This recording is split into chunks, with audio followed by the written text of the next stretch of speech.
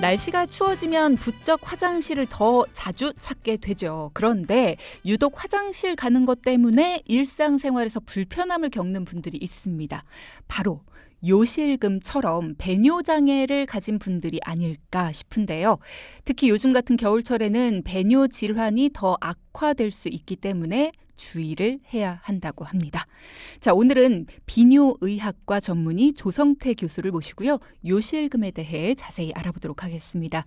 교수님 모셔보죠. 안녕하세요. 네, 안녕하세요. 네, 반갑습니다. 저희가 비뇨의학과 교수님들을 몇 번 모시긴 했었는데 과 소개를 먼저 좀 들어보고 싶어요. 주로 어떤 질환들을 진료하는 게 비뇨의학과입니까? 예, 예전에는 이제 비뇨기과라는 이제 그 이름이 더 익숙하실 것 같은데요. 이름이 이제 바뀐 지는 한 4, 5년 정도 됐고요. 네.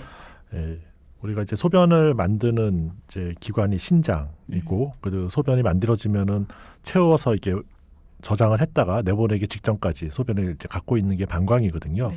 그래서 신장, 방광 이 두 개를 연결해 주는 게 요관이라고 있어요. 그러니까 요거는 이제 쉽게 생각하시면 파이프, 그냥 빨대라고 생각하시면 되거든요. 그래서 그걸 이동을 시켜주면은 방광이 모아놨다가 내보내는 기관, 요도. 그래서 지금 말씀드린 신장, 요관, 방광, 요도에 관련된 질환을 이제 치료하는 게 비뇨의학과라고 보시면 되고요.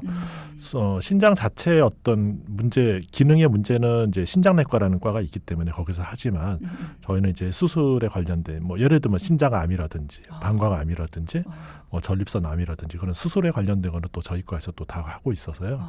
이제 주로 이제 소변에 관련된 거를 보는 과다 이렇게라고 보시면 될 것 같습니다. 그렇군요.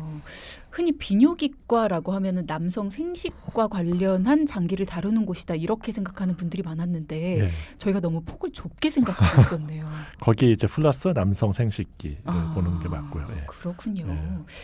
날씨가 추운 겨울철에는 소변이 더 자주 뭔가 보고 싶다 이런 생각이 들어서 화장실을 자주 가게 된다 이렇게 얘기를 했는데 그게 맞는 패턴인 거죠? 네, 저희도 이제 외래를 보다 보면은 이렇게 날씨가 추워지고 이제 겨울철에 많이들 오시고요, 환자분들께서. 네, 그리고 또 봄이 되고 또 3월, 4월 되면 환자 수가 줄어듭니다. 그래서 그 이유는 또 여러 가지 볼 수가 있는데 날씨가 이제 추워지면 혈압도 올라가고 심박동수도 올라가고 그래요. 그러면서 이제 방광 주변에 있는 신경을 자극을 해가지고 빈뇨라든지 요절박 같은 증상들이 이제 유발이 될 수가 있습니다.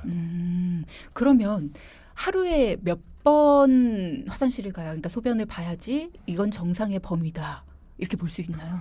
일부러 막 물을 많이 마시지 않는 한 그냥 평상시처럼 식사하고 평상시처럼 이제 수분 섭취를 했을 때는 한 6회 정도가 정상이에요. 아, 6회. 예. 이것도 꽤 많은 것 같은데 그렇죠. 제가 화장실을 덜 가는 건가 본데요. 일단은 7회부터는 일단 불편해지기 시작하고요. 자주 갈 수밖에 없으니까. 예. 그거보다 더 많아지면 이제 야간에도 또 가게 되고 이제 그렇게 될 수밖에 없습니다. 그래서 뭐 4회, 5회 보시는 분들도 있는데 대개는 6회 이제 미만, 7회 미만이라고 보시는 게 맞을 것 같아요. 그렇군요. 예. 그럼 소변을 많이 자주 보는 것도 하나의 질환이 될 수 있나요? 네, 그렇습니다. 그래서 습관이 잘못 들어서 그런 분도 있고요. 어렸을 때부터 이제 너무 이제 자주 보는 거에 익숙해져서 그런 분들도 있는데 일단은 자주 보게 되면은 불편해요. 그래서 저한테 이제 오셨던 굉장히 심했던 분들 중에 한 분은 이제 학원에서 애들 이제 가르치는 선생님이신데 1시간 수업을 못 하는 거죠. 왜냐하면 그 1시간 수업 가기 전에 꼭 화장실에 갔다 와야 되거든요. 30분 정도 되면은. 그러니까 일단은 일상생활이 좀 많이 불편해집니다. 사회생활도 그렇고. 그래서 그런 분들은 좀 적극적으로 치료를 받으셔야 되거든요. 그렇죠. 그런 분들은 이렇게 장기간 운전하는 것도 장시간 동안 운전하는 것도 굉장히 어려워하셔서 간혹가다 왜 명절 같은 때 그 고속도로에 보면 이렇게 도로 한가운데에서 실내하시는 분들도 그렇죠. 예, 간혹가다 보게 되고 그렇긴 하더라고요. 그래서 고속버스 같은 거를 이용 못 하시는 분들도 있어요. 맞아요. 그것 화장실이 때문에. 없어서. 그러면 반대로 자주 그렇게 가시는 분들도 일단은 질환이다라고 하셨고 너무 나는 화장실을 안 간다. 난 하루 종일 소변을 한 번도 안 본 적도 있다 하는 분들은 없겠지만 하루에 뭐 한 번, 두 번 이 정도밖에 안 간다 하는 분들도 들어본 것 같거든요. 그런 분들도 그럼 질환인가요? 그렇죠. 이제 신장에 어떤 문제가 발생을 해서 소변을 못 만들어서 그런 거라면은 그거는 신장 문제라고 보시면 되는데 정상적으로 소변이 만들어짐에도 그렇게 간다는 거는 일단은 본인의 방광의 최대 용적을 넘어서는 거거든요. 그러면 이제 방광을 싸고 있는 이제 근육이라든지 이런 게 과도하게 신장이 되니까 늘어나게 되니까 나중에는 이제 방광 기능 부전 같은 데 빠질 수도 있고 그래서 그렇게 과도하게 본인의 그런 이제 그 용량치를 넘어서는 소변을 채워서 볼 이유는 없습니다. 그래서 그거는 아까 말씀드렸듯이 5회, 6회 정도로 적당히 이렇게 나눠서 보는 게 정상적인 사람이라고 볼 수 있죠. 소변이 노폐물이잖아요. 그리고 그 안에 뭐 암모니아 이렇게 독성 물질들도 있고 습관적으로 참는 사람들이 있는데 어려서부터 되게 많이 들은 얘기가 너 소변 참으면 병 돼. 이런 얘기 많이 들었어요. 네. 진짜 병이 돼요?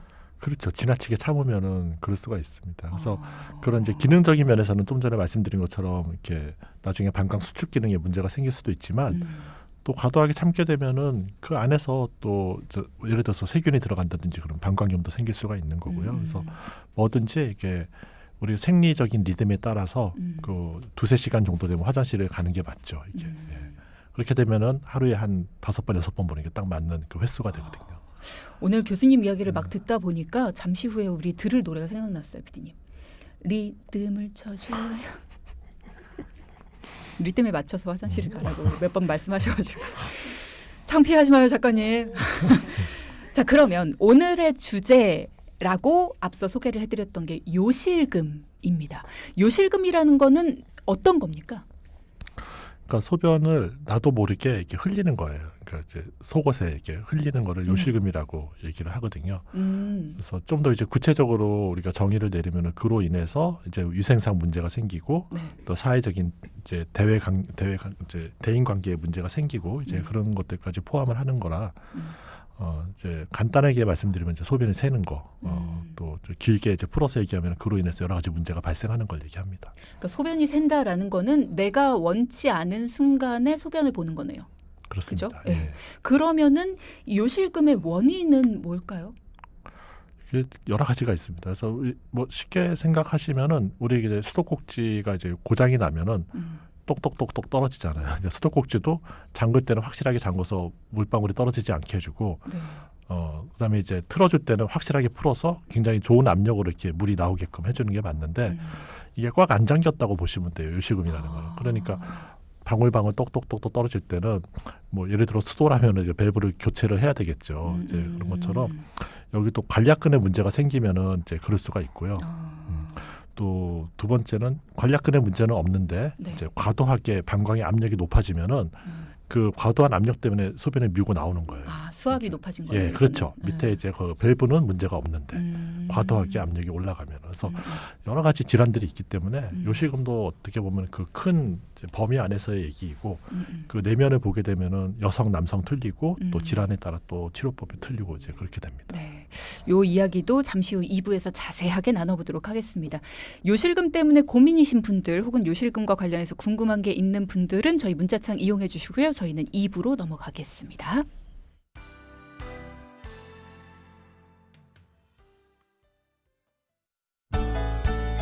2년차 직장인인데요. 주변에서 이런저런 보험을 추천해 주시는데 뭘 들어야 할지 잘 모르겠어요. 조금 있으면 은퇴할 나이인데 은퇴 이후 뭘 해야 할지 노후 계획을 어떻게 세워야 할지 걱정입니다. 온몸이 수시가 아픈데 어느 병원에 가야 될지도 모르고 또 병원비가 부담이 되는데 어떻게 해야 되나요? 억울한 일이 생겼을 때 법을 모르니까 난감해요. 도와줘요, 돈키호테. 일상 속 걱정과 궁금증 기술적으로 전문적으로 해결해 드립니다. 돈을 키우는 오후의 테크닉 돈키호테. 지키고 싶은 돈, 건강해지고 싶은 몸, 당하기 싫은 마음, 알았으면 하는 정보. 월화수목금 오후 4시부터 6시. 주말에는 돈키호테 스페셜 방송까지. 돈키호테에서 챙기세요. 따뜻한 나눔 99.9 OBS 라디오입니다.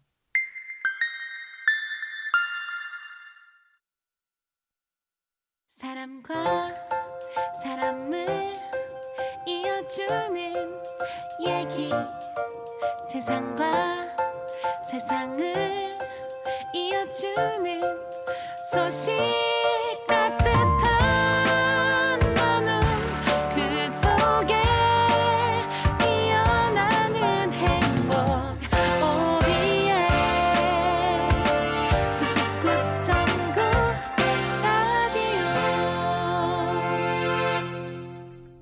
네, 돈키호테의 2부 문 열겠습니다. 오늘 내 몸 사용 설명서 시간 한림대 강남성심병원 비뇨의학과 전문의 조성태 교수와 함께하고 있고요. 보통 노화가 되면, 그러니까 나이를 먹으면 자연스럽게 오는 게 아닐까라고들 생각하고 있죠. 요실금에 대한 이야기를 하고 있고요. 이 요실금의 원인, 그리고 요실금 어떻게 치료를 해야 되는지, 또 요실금과 관련한 오해와 진실 모두 다 오늘 속속들이 파헤쳐 보도록 하겠습니다. 교수님 잘 부탁드리고요. 일단은 요실금이라는 게 방금 전에 굉장히 좋은 예를 들어서 설명을 해주셨어요. 우리가 수도꼭지랑 비교를 해봤을 때 꼭지 밸브의 문제가 원인일 수도 있고, 그러니까 관략근의 문제일 수 있고, 과도하게 수압이 높아서, 그러니까 안에 소변이 너무 가득 차서 그게 새어 나오는 걸 수도 있다. 이게 두 가지 원인으로 크게 구분을 해봤을 때 그럴 수 있다라고 하셨는데, 그러면 남성, 여성으로 구분해봤을 때 요실금이 특히 많은 게 여성입니까, 남성입니까? 여성이 많죠. 여성이 많은데 왜요? 이제 일단은 이제 폐경이 되고 그러면은 그 여성 호르몬이 이제 거의 이제 분비가 안 되니까 우리 몸에서 네. 요도의 그런 밸브 역할을 하는 그런 외관략근 이런 기능들이 많이 떨어지게 돼 있습니다. 그리고 또 이제 출산을 많이 한다든지 네. 또 갑작스럽게 체중이 늘었다든지, 체중이 늘었다는 거는 우리 몸에 있는 이제 그런 체중이 다 이제 결국은 이제 쏠리는 부분이 그 요도 쪽으로 이렇게 쏠릴 수밖에 없으니까 복부 같은 경우는 특히나 이제. 중력 아래쪽으로. 예, 네. 그렇죠. 그러니까 이제 조금만 소변이 차서 힘이 들어가도 이제 새는 이제 그런 상황이 발생할 수 있죠. 근데 우리가 그런 얘기 하잖아요. 제 질문이 너무 1차원적일 수도 있는데 보통 남성보단 여성이 소변을 더 오래 잘 참는다. 이런 얘기 하잖아요. 그래서 네. 남성분들은 소변이 한번 그러니까 소변을 보고 싶다 이런 생각이 들면 오랜 시간을 참기가 어렵고, 그래서 화장실을 빨리 가야 되고, 여성들은 한번 소변을 보고 싶다라는 생각이 들어도 그래도 오랜 시간을 참을 수 있고. 그런데 왜 이 요실금은 여성에게 더 많이 생기고 더 빨리 생기는가? 이런 문제는 다른 차원의 문제인가요? 일단은 요도의 길이가 남녀 간의 차이가 있습니다. 그래서 네. 여성의 요도는 훨씬 더 짧기 때문에 아, 여성이 더 짧아요? 예. 그래서 보통 한 평균적으로 4cm 정도로 보고 있고 음. 남성의 요도는 그거보다 훨씬 더 길죠. 그러니까 그런 이제 해부학적인 원인의 차이도 있을 수가 있고요. 근데 왜 남성이 더 못 참을까요? 그거는 전립선 비대증이라는 또 전립선을 또 봐야 되거든요. 아, 비대로 인해 가지고 발생하는 일들이 있기 때문에 그럴 수 있습니다. 그렇군요. 평균적으로 남성이 더 화장실을 가는 걸 못 참는 게 아니라 네. 비대증이라는 그런 것 때문에 그런 예. 건가요? 아, 그렇군요. 그러면 여성들 중에서 어느 정도가 요실금을 경험하게 됩니까? 평균적으로? 그래서 일단은 출산력이 좀 있고 또 폐경이 돼서 이제 50대가 넘어가게 되고 그런 경우에서는 더 많이 이제 생길 수가 있고요. 그래서 뭐 조사하는 방법에 따라서 뭐 기관에 따라서 다르기는 한데 뭐 과민성 방광 같은 경우는 뭐 성인 중년 여성이 뭐 40%다 이런 이제 조사도 있고 그래서 굉장히 많다고 보시면 됩니다. 사실은 이게 좀 이렇게 대놓고 얘기하기가 좀 어려운 부분이 있어가지고. 있는데도 이렇게 정확히 말씀 안 해주시는 분들도 있고 하니까 실제로는 더 많지 않을까 이렇게 또 예상을 해볼 수도 있어요. 아, 그렇군요. 출산 후에 요실금이 많이 생긴다. 그러면 이 부분은 고칠 수 있어요? 아니면 자연스럽게 없어져요? 자연스럽게 없어지는 경우도 있고요. 그래서 이제 대부분은 저절로 회복이 되죠. 이게 좀 출산 후에 좀 생겼다, 일시적으로 생긴 것들은 다 회복이 되고 우리가 이제 케겔 운동이라고 잘 알려져 있는데요. 이제 항문 관략근 운동을 해주면은 그 관략근이 결국은 그 앞에 있는 질 근육이나 이제 요도 주변의 근육이랑 다 연결이 돼 있거든요. 그래서 이제 요실금 같은 거 치료하고 예방하는 데도 많은 도움이 됩니다. 네. 저희가 사실 오시는 분들이 운동법이나 예방하는 방법 이렇게 해주시면 동영상으로 찍어서 올리고 있거든요. 네. 교수님들이 직접 시범을 보여서 이렇게 올려주시고 계신데 케겔 운동은 여러분이 꼭 검색해서 찾아보셔서 해주시기 바랍니다. 이게 교수님께 시범을 보여달라고 하기에는 저희가 그러니까 이렇게 동영상으로 꼭 확인해서 여러분도 많이 해보실수록 좋아요. 하루에 어느 정도 하면 이게 도움이 좀 될까요, 여성분들은? 이게 뭐 지금 보여드리기는 어렵지만은 뭐 좀 쉽게 말씀드리면은 우리가 이제 방구가 나오거나 또 이렇게 속이 안 좋아서 이제 설사가 나올 것 같을 때 우리가 항문 관략근은 굉장히 쪼이잖아요. 바로 그 근육이 이제 아래에 있는 골반 아래 근육이라고 얘기하는 거거든요. 실내하고 싶지 않을 때. 그렇죠. 예, 지금 화장실은 없고 이제 뭐 대변이 마려운데 지금은 좀 참아야 된다고 할 때는 관략근에 조이잖아요. 그러니까 이게 평상시에는 별로 쓸 일이 없는 근육이에요. 근데 이런 목적으로 할 때는 사실은 정확히 이 근육을 쓰고 있구나라는 걸 알고 이렇게 하는 게 좋고요. 사실은 외국 같은 경우는 이제 그런 이제 교육 같은 제도가 잘 되어 있어가지고 혼자 하기보다는 이렇게 몇 명이 그룹을 져가지고 이렇게들 많이 하고 있습니다. 그래서 내가 정확히 그걸 쓰고 그 근육 운동을 하고 있는지를 아는 게 중요하거든요. 그렇군요. 정확하게 보고 이렇게 좀 따라 하시는 것도 필요하다라는 얘기. 3540님께서 그러면 요실금은 어느 정도의 나이대부터 걱정을 해야 될까요? 여성분들은 이제 폐경 이후에 많이들 생기니까 한 50대 넘어가시면은 이제 그래야 되고요. 남성도 마찬가지입니다. 50대 넘어가면은 이제 전립선이 본격적으로 막 비대가 발생하거든요. 그래서 그때부터는 조금 이제 신경을 쓰는 게 좋고요. 생각보다 젊은 나이 때부터 신경을 써야 되네요. 예, 그래서 나이 드신 분들이 제일 걱정하는 게 이게 내 몸에서 또 뭐 노인 냄새가 나지 않을까 이렇게 걱정하시는 분들이 많은데 사실은 그 노인 냄새라는 게 별게 아니고 소변 냄새거든요. 이게. 예. 저희들은 이제 진료실에서 많이들 그거 보니까요. 그래서 사실은 그런 거를 가장 많이들 걱정들을 하시죠. 최태양님께서 이런 문자 주셨거든요. 화장실을 자주 갈 때마다 당뇨인 줄 알고 걱정하고 긴장했는데 교수님 설명 듣고 편한 마음으로 빵 먹습니다. 라고 하셨거든요. 그러니까 많은 분들이 당뇨나 뭐 여러 가지 위험하다라고 알려진 질환들보다 이렇게 굉장히 가볍게 생각하시는 경향이 있어요. 그런 얘기 들을 때마다 어떤 얘기 해주세요? 그 요실금이 예전에는 노인들이 뭐 다 생기는 거다고 다 하고 치료도 안 하고 막 그랬거든요. 아주 뭐 3, 40년 전만 해도. 근데 요새는 어르신들이 이제 우리 수명도 이제 길어지고 하니까 특히 남은 이제 그런 이제 여생을 어떻게 좀 더 이렇게 좋은 삶의 질을 가지고 보내느냐가 더 중요해졌기 때문에 맞아요.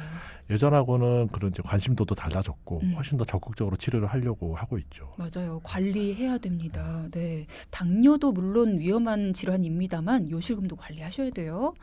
1334님도 이런 질문 주셨어요. 재채기를 하다가 소변이 나올 정도면 요실금 수술이 필요할까요? 예, 그렇죠. 그래서 일단은 재채기에서 소변이 샌다고 다 수술을 권유하지는 않고요. 아까 말씀드렸던 그런 항문 관략근 운동, 정확히 얘기하면은 골반 저근 운동이라고 보시면 돼요. 골반 아래 근육 운동이니까요. 케겔 운동을 예. 골반 저 운동. 예, 그래서 그것만 해도 많이 좋아지는 거를 느낄 수 있고요. 정확히만 한다면은 예, 그럴 수가 있고 또 생활 습관, 또 체중 조절은 뭐 모든 만병의 근원이기 때문에 예, 그 체중이 갑자기 늘면서 생긴 거라면은 체중을 좀 줄여보는 것도 굉장히 도움이 되고요. 근데 연세가 좀 드신 분들 같은 경우에 체중 줄이는 게 진짜 어렵잖아요. 쉽지는 않죠. 네. 6842님께서도 질문 주셨는데요. 외상 때문에 요실금이 생길 수도 있습니까? 네, 생길 수 있죠. 아, 교통사고로 인해서 관략근을 직접 다치는 경우는 이게 흔한 일은 아닌데요. 네, 이제 그럴 수도 있고 그리고 서두에서 말씀드렸지만 예를 들어서 이렇게 뭐 척수신경이나 뇌신경이 어떤 문제가 발생을 했을 때 예, 우리 방광이 시도 때도 없이 막 수축을 하는 경우가 발생을 할 수 있어요. 그래서 방광이라는 거는 소변을 우리가 이제 콩팥에서 소변을 받아가지고 채우는 동안에는 평온해야 되거든요. 압력도 안 올라가고 차곡차곡 소변을 채웠다가 화장실 가서 변기 앞에 서거나 이제 앉았을 때는 거기에 충분한 압력으로 내보내는 게 맞는데 이 채우는 과정에 있는데도 막 수축 신호가 올 때가 있어요. 그러니까 그런 이제 사고로 인해 가지고 신경을 다치게 되면은 그런 경우는 중간중간에 요실금이 계속 생길 수밖에 없겠죠. 요실금 진단을 그러면 내릴 때는 어떻게 하게 돼요? 병원에 오신 분들에게 요실금입니다. 이렇게 진단을 내리는 검사 같은 게 따로 있나요? 본인들이 불편하니까 이제 병원에 방문하시는 거고요. 좀 정확히 하려면은 우리가 이제 패드 테스트라는 걸 합니다. 패드 테스트. 예, 패드. 그래서 이제 기저귀 같은 얇은 패드를 채워놓고 물을 충분히 마신 다음에 거기서 충분히 이제 운동을 하라고 말씀드려요. 뭐 예를 들면은 뭐 2, 3층까지 좀 계단을 올라갔다가 내려오시라고 하고 제자리 뛰기를 좀 하라고 하신 다음에 그 말라 있는 그런 패드의 무게하고 젖어 있는 패드의 무게를 이제 비교를 하는 그러니까 그 차이를 우리가 이제 수치화해가지고 얘기를 할 수 음. 있죠. 그래서 단순히 요실금이다 아니다라도 있지만은 나는 굉장히 심한 요실금이야. 나는 뭐 어마어마해. 이제 그런 것들을 정확히 수치화하기 위해서는 그런 패드 테스트를 해보면은 좀 정확히 알 수가 있습니다.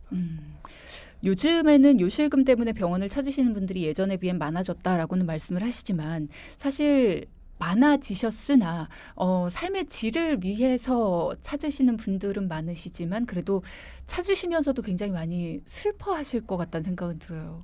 네, 어때요? 그렇습니다. 오시는 이제 분들? 본인들이 이제는 나이가 이제 굉장히 많아졌다라고 이제 그걸로 인해서 예. 더 생각을 하시게 되죠. 뭔가 이렇게 노안 뭐 이런 거랑은 느낌이 다를 것 같다는 생각이 들어서 네. 요실금 환자분들한테 어떤 얘기들 많이 해주시나요? 그래서 우리가 이제 뭐 소변을 내보내는 이런 생리적인 작용이 굉장히 중요하거든요. 그래서 이런 게 제대로 해결이 안 되면은 예를 들어서 뭐 식욕도 중요하지만은 우리가 우리 몸에 있는 대변이나 소변 같은 거 내보내는 게 제대로 안 되거나 또 이렇게 흘러서 막 새버리거나 변식음도 마찬가지가 되겠지만 굉장히 스트레스가 됩니다. 그 본인들한테는. 그래서 그런 게 이제 생겼다고 했을 때는 많이들 이렇게 슬퍼하시죠. 이렇게. 그렇죠. 예. 그러면 치료를 일단 해야 될 텐데 예. 가면은 치료가 될까요? 치료가 뭐 굉장히 쉽게 되는 것도 있고요. 어려운 것도 있고 뭐 그렇죠. 예. 어떤 정도까지는 쉽게 돼요? 아까 말씀드렸듯이 그런 이제 출산 이후에 발생하는 여성 요실금 같은 경우에서는 그 케겔 운동이라든지 그런 것도 해서 또 안 되면 수술하면은 거의 뭐 90% 이상, 98% 거의 다 완치가 가능하기 때문에 이런 경우는 이제 쉽게 될 수가 있고 네. 또 원인이 신경 손상이라면은 사실은 그거는 원래대로 회복시키기가 어렵거든요. 그래서 그런 경우에서는 이제 방광을 충분히 채웠다가 그냥 자가도료로 이제 빼주는 방법이라든지 다른 방법을 찾을 수밖에 없어요. 약물 치료도 혹시 합니까? 네, 약물 치료도 도움은 됩니다.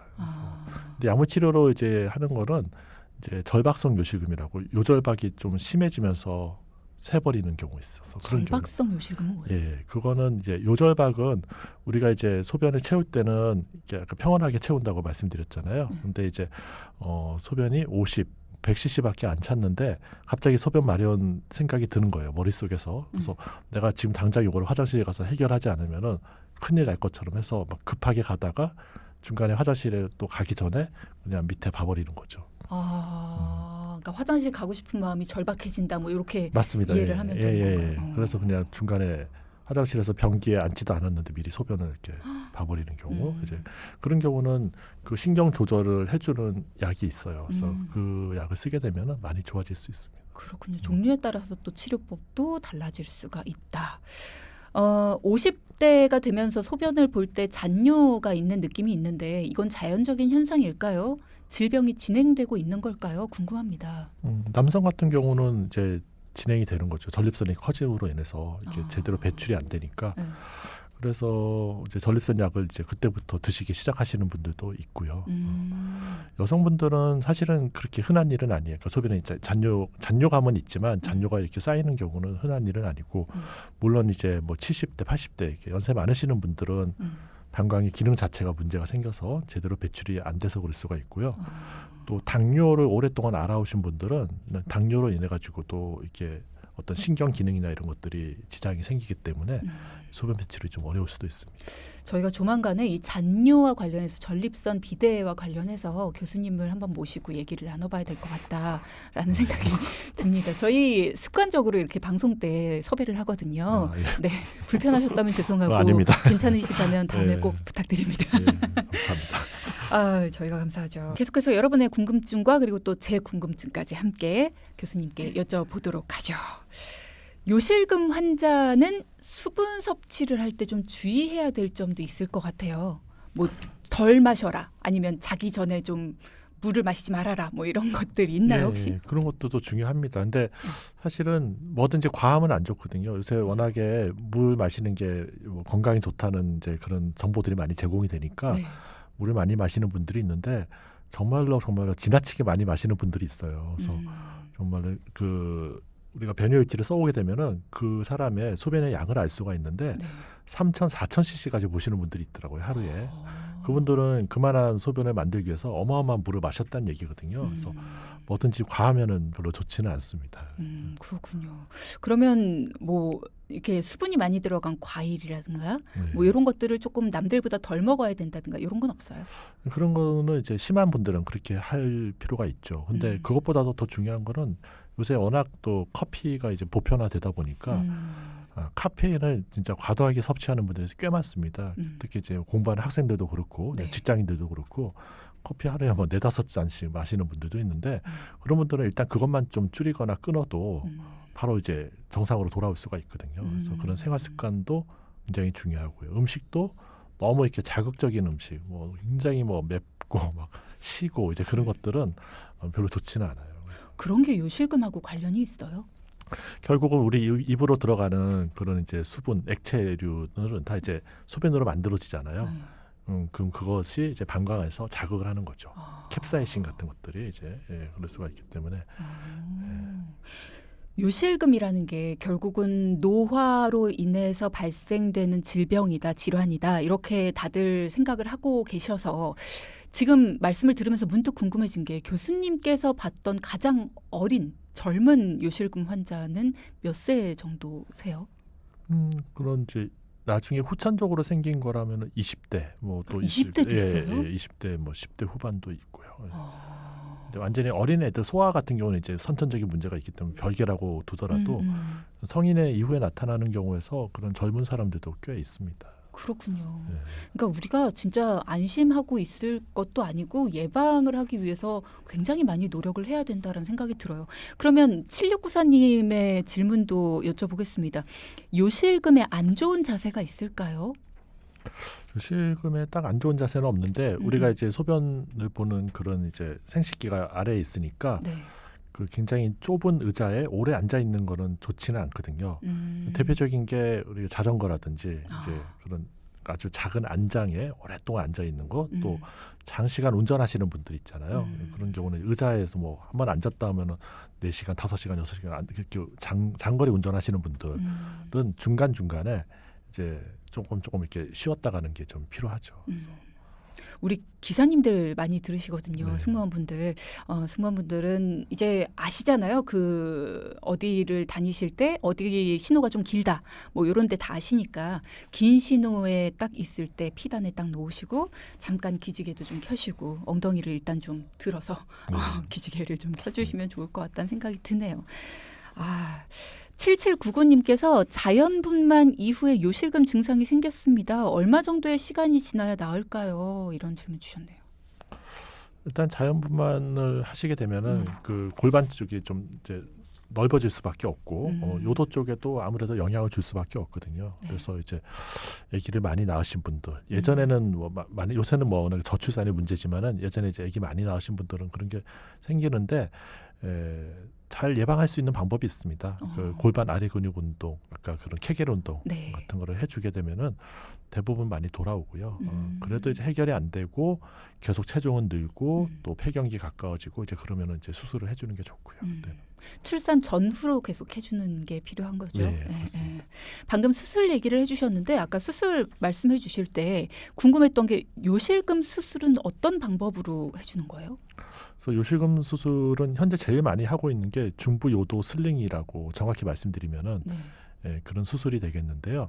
슬링이라는 거는 우리가 이제 그 열대지방 이렇게 휴양지 가게 되면은 나무 이제 걸어놓고 이렇게 그네 타듯이 이렇게 매달리는 이제 그런 게 이제 슬링이잖아요. 그러니까 이제 그 요도가 보통 여성 요도가 4cm 정도 되는데 중부 요도니까 입구에서 한 2cm 정도 되는 데다가 절개를 하고 가운데 부분을 그리고 테이프 수술이라고 많이 알려져서 이게 무슨 스카치 테이프 같이 뭐 붙이는 거라고 생각하시는데 사실은 테이프는 아니고요.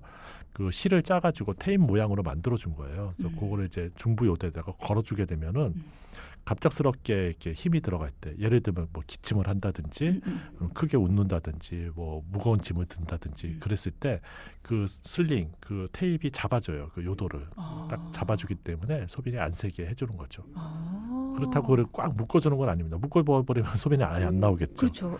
그래서 거기다가 이제 큰 힘을 주지 않고 살짝 걸어준다고 이제 보시면 돼요. 그 수술은. 그러면 그게 다시 느슨해질 가능성은 없어요?